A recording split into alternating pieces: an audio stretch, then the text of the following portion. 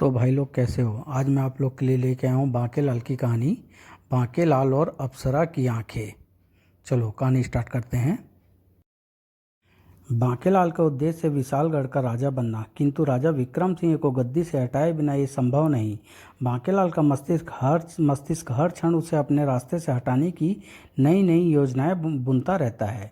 काश कोई ऐसा बाण मिल जाए जो चले तो सीधा उस मनहूस मुच्छर राजा विक्रम सिंह की छाती को भेद दे, ताकि मैं विशालगढ़ का राजा बन सकूं। अचानक बांकेलाल ठिठक कर रुक गया। हे रूपसी, मुझे तुम्हारे रूप सौंदर्य ने वशीभूत कर दिया है। मैं आज और अभी तुमसे विवाह करना चाहता हूँ, किंतु मैं एक ऋषि पुत्र से विवाह कैसे कर सकती हूँ? मैं सौंदर्य की देवी की पुत्री अप्सरा हूँ। तो फिर ठीक है, मैं ऋषि वेश त्याग दूंगा, किंतु मैं एक दढ़ियल और मुच्छड़ पुरुष से विवाह नहीं करना चाहती। मैं अपनी दाढ़ी और मूछ सफचट करा दूंगा, किंतु तुम्हारी नाक पकोड़े जैसी है। मैं उसी पुरुष से विवाह करूंगी जिसकी नाक हीरे की तरह तराशी हुई हो। मैं अपनी नाक पत्थर पर घिस कर तराश लूंगा। तुम हाँ तो बोलो। किंतु तुम तो पूरे कांगड़ी पहलवान हो। मैं एक बलिष्ठ युवक से विवाह करूंगी। मैं दंड बैठक पेल कर अपना शरीर कसरती व बलिष्ठ बना लूंगा। मगर तुम्हारी तो आंखें भी तोते जैसी है। मैं बटेर जैसी बड़ी बड़ी आंखों वाले पुरुष से विवाह करूंगी। अरे अभिमानी लड़की, तुम मुझसे विवाह न करने के 100 बहाने बना रही है। पहले तो मैं तुमसे विवाह कर भी लेता, पर अब तो बिल्कुल नहीं करूंगा। जा, मैं तुझे साफ देता हूँ, तेरी आंखों में ऐसा सम्मोहन भर जाएगा कि मेरे अलावा जो भी पुल्लिंग एक बार इन्हें देख लेगा वो तुमसे विवाह करने के लिए पागल हो जाएगा। मेरा हिसाब तुझे चैन से नहीं रहने देगा। नहीं, ऋषिपुत्र फिर वहाँ नहीं रुका, किंतु सोचते सोचते बांकेलाल लेकर एक प्रसन्नता से उछल पड़ा। वो मारा पापड़ वाले को। बेटा बांकेलाल, अगर तू मोटे मुच्छड़ विक्रम को अप्सरा की आंखें दिखा दे तो वो अप्सरा से विवाह करने के लिए पागल हो जाएगा, और रानी स्वर्णलता ऐसा होने नहीं देगी। अप्सरा भी ऐसा नहीं चाहेगी, यानी कि मच जाएगी महाभारत, जिसमें हार केवल विक्रम सिंह की होगी, और इस हार से विक्रम सिंह हारेगा और अपना राज सिंहासन। ऐसा विचार मन में आते ही बांकेलाल सिंह की तरह ऋषिपुत्र के सांप के भय से चकरा कर गिरती अप्सरा पर झपटा, और अब मैं इसे कहीं नहीं जाने दूंगा। ही। चल बेटा बांकेलाल, भाग महल की ओर। अब ये बोरी मैं मुच्छड़ के सामने पहुंच कर ही खोलूंगा, जल्दी ही। अरे बांकेलाल, आओ आओ, महाराज आपके लिए एक बड़ी शानदार वस्तु लाया हूँ। तो फिर जल्दी से दिखाओ। जल्दी से दिखाने के लिए ही तो भागा चला आ रहा हूँ। बोरी का मुंह खुलते ही, अरे इसमें तो कन्या है। कन्या नहीं महाराज, ये अप्सरा है। ही। मैं इसे होश में लाता हूँ। आह गुलूब। महाराज ये आंखें खोल रही है, आप इसके सामने रहिएगा और पलके मत झपकाइएगा। अप्सरा होश में आ रही थी। अप्सरा ने जैसे ही आंखें खोली कि आहा अति सुंदर, ऋषिपुत्र के शाप के कारण ये मुझ पर मोहित हो गया। अप्सरा, मैं तुमसे विवाह करूंगा। बांकीलाल, विवाह की तैयारियां तुरंत शुरू करो। बांकीलाल ने झट अप्सरा की आंखों पर पट्टी बांधी। ये पट्टी मत उतारना अप्सरा, अन्यथा किसी और की निगाहें भी तुमसे मिल जाएगी। बांकीलाल, समय व्यर्थ मत करो। फेरे लेने के लिए यज्ञ कुंड में जाकर अग्नि प्रज्वलित करो। चलो रहने दो, मसाल जलाकर यहीं ले आओ। मैं मसाल के चारों ओर इसके साथ 7 फेरे ले लूँगा। ही। बांकीलाल तेजी के साथ कक्ष से बाहर निकला। बेटे मुच्छड़, अगर ये विवाह हो गया तो मेरी योजना का कबाड़ा हो जाएगा। मैं मिसाल लेने नहीं बल्कि महारानी को सब कुछ बताने जा रहा हूँ। महारानी जी, गजब हो गया। महाराज दूसरा विवाह कर रहे हैं क्या? इस उम्र में उन्हें लड़की कौन दे रहा है? झूला रोको। महाराज ने मसाल की अग्नि के इर्द गिर्द 7 फेरे लेने के लिए मुझे फौरन मसाल लाने को कहा है। अब आप मुझे बताएं कि मैं क्या करूं? मसाल लेकर मैं जाऊंगी। मैं देखती हूं कि ये विवाह कैसे होगा। और कहाँ है वो दुष्टा डायन चुड़ैल जो मेरी सौत बनना चाहती है? अरे रानी, मसाल लाने के लिए तो मैंने बांकेलाल को कहा था। खैर कोई भी लाए, मसाल तो आ गई ना। जल्दी से मसाल को लेकर हमारे बीच में खड़ी हो जाओ, ताकि हम दोनों पवित्र अग्नि के फेरे ले सकें। इस मसाल से मैं अपनी सौत को चीता जलाऊंगी। इसके स्थान पर मैं होती तो मैं भी यही करती। अप्सरा हाथ छुड़ाकर भागी। छोड़ो मेरा हाथ। अरे मेरी रानी पद्मिनी कहाँ चली? भागती कहाँ है डायन, जरा ठहर तो। अप्सरा जैसे ही बाहर निकली, बाहर खड़े बांकेलाल ने द्वार बंद कर दिया। मेरा काम हो गया, अब इसे महल से भगाना मेरा दूसरा काम है। द्वार बंद करने के बाद, मैं ही तुम्हें यहाँ लाया था, मेरा काम पूरा हो चुका है। अब तुम जल्दी से इस बोरी में वापस चली जाओ ताकि मैं तुम्हें वापस जंगल में छोड़ आऊँ। किंतु तुम मुझे यहाँ क्यों लाए थे दुष्ट? शायद तुम्हें ये रहस्य पता चल गया था कि मेरी आंखों में किसी को भी दीवाना कर देने का सम्मोहन भर गया है। जल्दी बताओ, अन्यथा मैं तुम्हें शाप दे दूंगी। नहीं, शाप मत देना। मुझे ऋषि झूठ बोले कोवाचार्य ने बताया था कि हमारे महाराज की आंखों में जो मोतियाबिंद है वो जंगल में मिली एक कन्या की आंखों में झांकने से ठीक हो जाएगा। मुझे क्या पता था कि तुम्हारी आंखों में जादू है, अन्यथा मैं तुम्हें यहाँ कभी ना लाता। फिर तुमने मेरी आंखों पर पट्टी क्यों बांधी थी? उसी ऋषि ने मुझे बताया था कि महाराज के बाद उस कन्या की आंखों में झांकने वाला व्यक्ति नेत्रहीन हो जाएगा। तो फिर जल्दी आओ मेरे साथ। तुम मुझे कहाँ लेकर जा रही हो? अप्सरा बांकेलाल को लेकर बगीचे में पहुंची। बांकेलाल, अगर मैं विशालगढ़ में रहूंगी तो मेरा दीवाना हो चुका तुम्हारा राजा अपने सैनिकों से चप्पे चप्पे पर मेरी खोज करवा लेगा। मुझे यहाँ से फौरन दूर जाना होगा। मैं भी यही चाहता हूँ। ही ही। बांकेलाल, मैं झंडू मंत्र पढ़ रही हूँ जिसके पढ़ने से यहाँ एक गुलेल पैदा होगी। आगे क्या करना है ये मैं तुम्हें गुलेल पैदा होने के बाद बताऊंगी। इस वक्त यहाँ से फौरन दूर जाने का यही एक रास्ता है। मैं मंत्र पढ़ती हूँ। झंडू बाम पीड़ा हरी बाम, सर्दी सिर दर्द पीड़ा को पल भर में दूर करे। झंडू बाम। गुलेल प्रकट हो गई। अप्सरा, सुनो बांकेलाल, ये चमत्कारी गुलेल है। इस गुलेल से दुनिया के किसी भी कोने में पहुंचा जा सकता है। मैं इस पर बैठती हूँ। मेरे बैठते ही तुम विशालगढ़ के वन का नाम लेकर इसे चला देना, क्योंकि फिलहाल मेरी मंजिल विशालगढ़ का वन ही है। विशालगढ़ का नाम लूँगा तो मोटा इसे वहाँ भी ढूंढवा लेगा। मैं सीधे स्वर्ग में इंद्र के दरबार का नाम लेता हूँ ताकि ये सीधी वहीं जाकर गिरे और फिर विक्रम सिंह इसे कभी न ढूंढ पाए और इसकी याद में पागल हो जाए। ये चमत्कारी गुलेल ले जा इसे सीधे स्वर्ग में इंद्र के दरबार में। अरे ये क्या, मैं जंगल की ओर जाने के स्थान पर नभ की ओर जा रही हूँ। ओह, चमत्कारी गुलेल गायब हो गई, पर मेरा काम हो गया। चल कर देखूं कि महाराज का क्या हाल है। बांकेलाल, द्वार खोलो, कोई है? खबरदार कोई द्वार ना खोले। बांकेलाल जी, अच्छा हुआ जो आप आ गए। भीतर से महाराज कह रहे हैं कि द्वार खोलें, किंतु महारानी जी द्वार खोलने से मना कर रही है। समझ में नहीं आता कि द्वार खोले या नहीं। बांकेलाल ने द्वार खोला। अप्सरा कहाँ गई? महाराज, वो तो चली गई। चलो अच्छा हुआ, संतोषी माता ने मेरी सुन ली। मैं तो चली उनको गुड़ चने का भोग लगाने। जय संतोषी माँ। परंतु मेरी पुकार ईश्वर ने नहीं सुनी। सैनिकों, जल्दी जाओ, महल का चप्पा चप्पा छान मारो। अभी वह अधिक दूर नहीं गई होगी। मेरी अप्सरा को ढूंढ कर लाओ। महाराज, एक कन्या के लिए इतना दीवानापन उचित नहीं। बांकेलाल अप्पा उसके बिना नहीं रह सकते। स्वर्णलता का थोड़ा देखकर अब मुझे उबासें आने लगती है। क्या तुम चाहते हो कि मैं अपना शेष जीवन उबासियाँ लेने में बिता दूं? हरगिज नहीं। 2 घंटे बाद महाराज, अप्सरा महल के आसपास कहीं नहीं मिली। वो अब कहीं नहीं मिलेगी।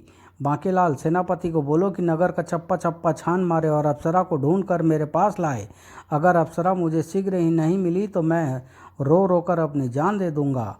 वही तो मैं चाहता हूँ। इस बार मेरी योजना सफल होकर रहेगी। थोड़ी देर बाद महाराज, नगर का भी चप्पा चप्पा छान मारा है पर अप्सरा कहीं नहीं मिली। किंतु आप भूमि पर बैठकर क्या बना रहे हैं महाराज? बांकेलाल, तुम नहीं समझोगे, ये मेरी अप्सरा है। हाय, बड़ी मुश्किल है, खोया मेरी अप्सरा है। कोई उसे ढूंढ के लाए ना। योजना सफल हो रही है, मोटा पागल हो रहा है। ही। बांकेलाल, मैं खुद उसे ढूंढने जाता हूँ, किंतु आप उसे कहाँ ढूंढेंगे? नदियों में, झरनों में, पहाड़ों में, वनों में, रेगिस्तान में, हर जगह। मैं आ रहा हूँ मेरी लैला। ये आप क्या कह रहे हैं महाराज? कुर्ता क्यों फाड़ रहे हैं? हाय, मैं तेरा मजनू बन जाऊंगा, कुर्ता फाड़ के लैला लैला चिल्लाऊंगा। कुर्ता फाड़ के, कुर्ता फाड़ के, कुर्ता फाड़ के, कुर्ता फाड़ के, होए होए होए। हाय, मैं मर गई, इन्हें क्या हो गया? इस पर अप्सरा की आंखों का जादू चल गया है महारानी जी। इस जादू को काटने के लिए मैं कोई ना कोई जुगाड़ करता हूँ। बांकेलाल, महाराज को रोको। सेनापति, तुम सैनिक लेकर महाराज के पीछे जाओ, क्योंकि महाराज अब किसी के रोके रुकने वाले नहीं हैं। हाय अप्सरा, तू कहाँ है? अप्सरा सीधी आकर गिरी इंद्र के दरबार में। अरे, इंद्र के दरबार में आने का ये कौन सा तरीका है? हे प्रभु, ये मैं कहाँ आ गई? ये स्वर्ग है। इस समय तुम इंद्र के दरबार में हो। नहीं, मेरी आंखों में मत देखना। उफ! स्वर्ग के राजा इंद्र पर भी चल गया था अप्सरा की आंखों का जादू। अति सुंदर, अति उत्तम, अपूर्ण सुंदरी हो तुम। हम तुमसे इसी क्षण विवाह करेंगे। अपना नाम बताओ हे सौंदर्य बाला।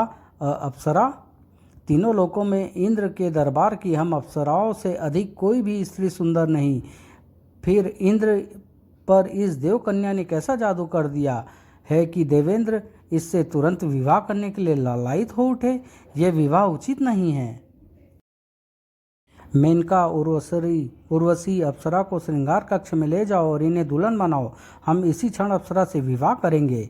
नहीं, उर्वशी और मेनका अप्सरा को लेकर स्वर्ग के श्रृंगार कक्ष में पहुंची। नहीं, ऐसा नहीं हो सकता। मैं देवराज इंद्र से विवाह नहीं कर सकती। मेरी मदद करो। हम भी इस विवाह से प्रसन्न नहीं हैं, किंतु हम तुम्हारी मदद किस प्रकार कर सकती हैं, ये हमें समझ में नहीं आ रहा। मैं बताती हूँ। मैं झंडू मंत्र पढ़ूंगी, उससे एक गुलेल पैदा होगी। तुम मुझे उससे वापस पृथ्वी पर विशालगढ़ के वन का नाम लेकर फेंक देना। ठीक है? जबकि ठीक उसी समय इंद्र के दरबार में हा हा हा, स्वर्ग के राजा इंद्र मुझे भस्मासुर कहते हैं। तीनों लोकों में केवल एक ही वस्तु मुझे मार सकती है, और वह वस्तु क्या है ये मैं तुम्हें नहीं बताऊंगा। ही। मैं तीनों लोकों पर अपना अधिकार करने निकला हूँ, और मेरे लिए ये बहुत ही आसान है। मेरी आंखों में भस्म शक्ति है। मैं जिस राजा को कड़ी नज़र से देख लूँगा वो वहीं पर भस्म हो जाएगा, और राजा के भस्म होते ही इस लोक के नागरिक मुझे अपने आप ही अपना राजा मान लेंगे।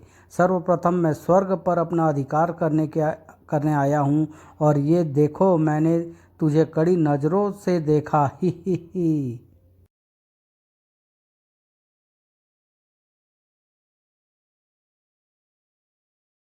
भस्मासुर द्वारा ऐसा करते ही संपूर्ण ब्रह्मांड में खलबली मच गई। स्वर्ग का सिंहासन डोल रहा है। नारायण नारायण! किंतु ये क्या, इंद्र की आंखों से टकराकर भस्मासुर की भस्म शक्ति वापस लौट गई? ये क्या? नहीं, ऐसा नहीं हो सकता। मेरी भस्म शक्ति विफल कैसे हो गई?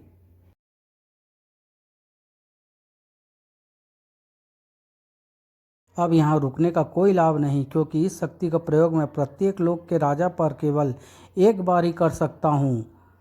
ये भस्मासुर यहाँ क्यों आया था, और ये उर्वशी और मेनका कहाँ हैं? इंद्र के दरबार की शेष अप्सराएं भगवान इंद्र को सारी बात बताती चली गई।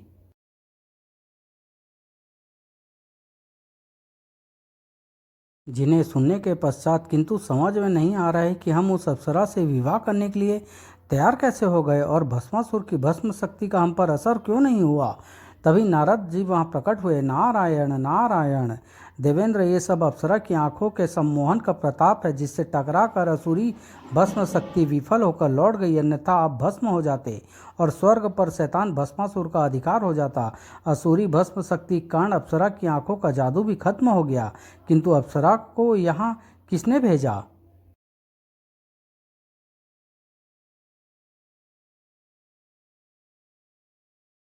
नारायण नारायण! पृथ्वी से बांकेलाल ने महाराज।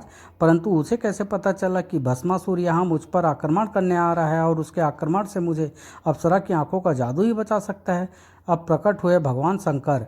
इस रहस्य को समझने की चेष्टा आप मत करें देवेंद्र। केवल इतना समझ ले कि मेरा भक्त बांकेलाल जो करता है अपने लाभ के लिए करता है, किंतु उससे दूसरे को लाभ हो जाता है। फिर भी मैं बांकेलाल से प्रसन्न हूँ।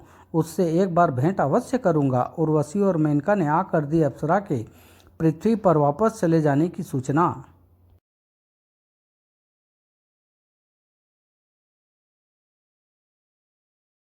उसी क्षण नीचे पृथ्वी पर विशालगढ़ के महल में माकेलाल महाराज की आंखों पर हुए सम्मोहन का हल मैंने ढूंढ लिया है।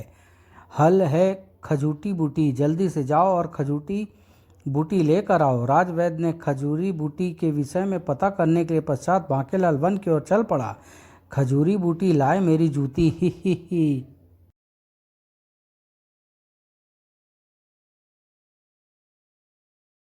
तभी ओह, ये क्या! ये तो अप्सरा है जिसे मैंने इंद्र के दरबार में भेज दिया था। अप्सरा का जादू बांकेलाल पर भी चल गया। अप्सरा, अब मैं तुमसे अतिशीघ्र विवाह करूंगा। नहीं, मैं तुमसे विवाह नहीं कर सकती। मैं केवल उसी से विवाह करूंगी जिसकी आंखें बटेर जैसी बड़ी बड़ी हो। मैं अपनी आंखें बटेर से भी बड़ी कर लूंगा।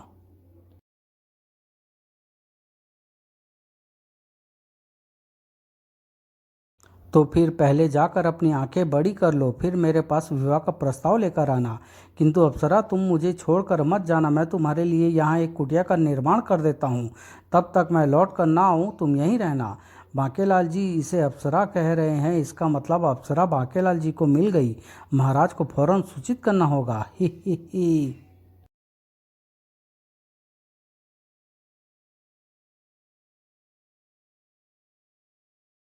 कुटिया तैयार होते ही इस उपवन में फलों की भरमार है। मेरे लौटने तक तुम्हें कोई भी परेशानी नहीं होगी। मैं तुम्हारी प्रतीक्षा करूंगी। बांके लाल वहाँ से चल पड़ा। अपनी आंखें बटेर से भी बड़ी मैं करूंगा कैसे? बांके लाल।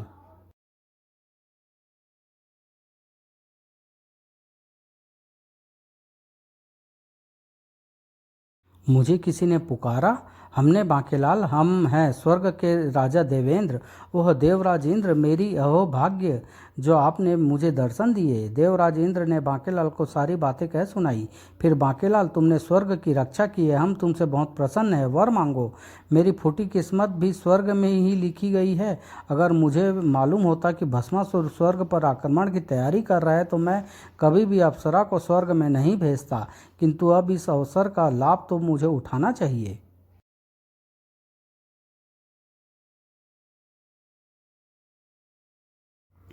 हे इंद्र, मुझे कोई ऐसा उपाय बताएं जिससे मेरी आंखें बटेर से भी बड़ी हो जाए।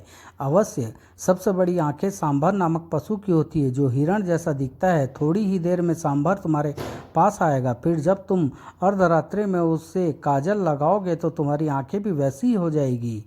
देवराज इंद्र के अंतर ध्यान होते ही वो मारा पापड़ वाले को। उसके बाद अप्सरा को मुझसे विवाह करने। मैं आ गया बांकेलाल। अरे सांभर आ गया। इसकी आंखें तो सचमुच बड़ी, बहुत बड़ी व सुंदर है। चल भाई कुटिया चले। अर्धरात्रि को मैं तुझे अपने हाथों से काजल लगाऊंगा। बांकेलाल अभी कुटिया में पहुंचा ही था कि बांकेलाल, कहाँ है मेरी अप्सरा? ये मनहूस कहाँ से आ गया?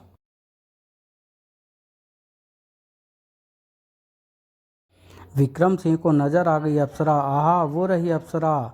तभी ही स्वर्ग की सिंहासन तो मेरे हाथ से निकल गया, किंतु अब पृथ्वी के एक राजा यानी तुझे मारकर पृथ्वी का राजा मैं बनूंगा।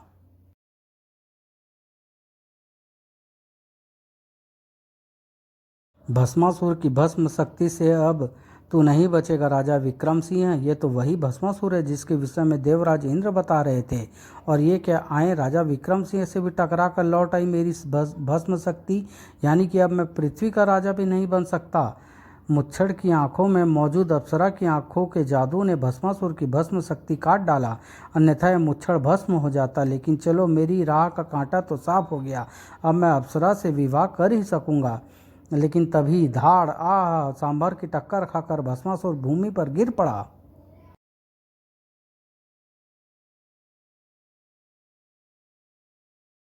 दूसरे ही पल, अरे ये क्या! सांभर सुंदर नौजवान में परिवर्तित हो गया। अब मैं किसकी आंखों में काजल लगाऊंगा?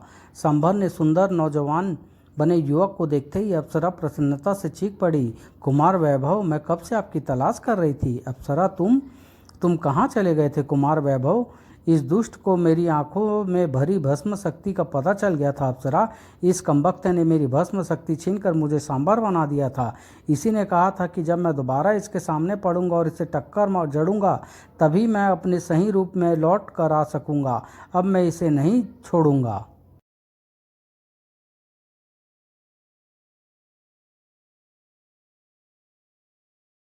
मैं टक्कर देव का पुत्र हूँ। किसी को भी टक्कर रसीद कर दूँ तो उसकी मृत्यु तुरंत हो जाती है। एक टक्कर में सांभर रूप में तुम्हें जड़ ही चुका हूँ और दूसरी ये रही। कुमार वैभव की दूसरी टक्कर खाकर भस्मासुर के प्राण पखेरु फौरन उड़ गए। और ये क्या हो रहा है कुमार? मेरी वो भस्म शक्ति वापस मेरी आंखों में समा रही है जिसे दुष्ट भस्मासुर ने छीन लिया था। आपके चले जाने के पश्चात मैं आपकी खोज में ही सौंदर्यपुरी से यहाँ आई थी, क्योंकि मुझे आपके विशालगढ़ के वन में होने का संकेत मिल रहा था। मेरी तलाश पूरी हुई। अब हम वापस सौंदर्यपुरी लौट चलेंगे, जहाँ हमारा विवाह होगा। अवश्य।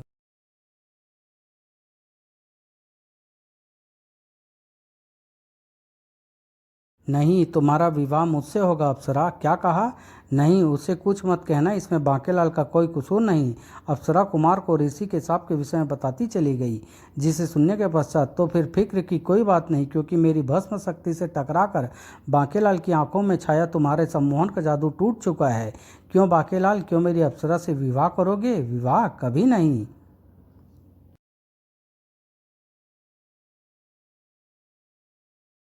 बांकेलाल, तुम्हारे कारण मेरी जान भस्मासुर से बच गई। अगर तुम अप्सरा को मेरे पास न लाते और मेरी आंखों पर इसका सम्मोहन न छोड़ते तो भस्मासुर की अग्नि मुझे भस्म कर डालती।